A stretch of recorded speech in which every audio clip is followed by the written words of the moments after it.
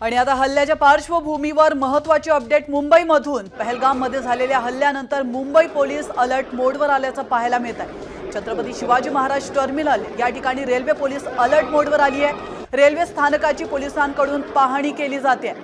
हल्ल्यानंतर मुंबईमध्ये police alert मोडवर आले। आपण ही दृश्य पाहू शकतो। सीएसएमटी स्थानकावरची ही दृश्य आहेत आणि या ठिकाणी पोलिसांकडून पाहणी केली जाते।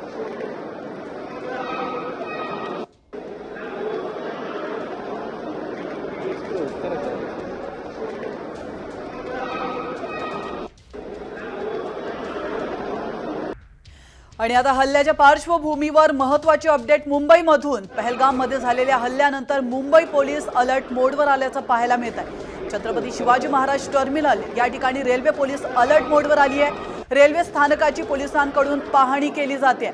हल्ल्यानंतर मुंबईमध्ये पोलीस अलर्ट मोडवर आले। आपण ही दृश्य पाहू शकतो। सीएसएमटी स्थानकावरची ही दृश्य आहेत आणि या ठिकाणी पोलिसांकडून पाहणी केली जाते।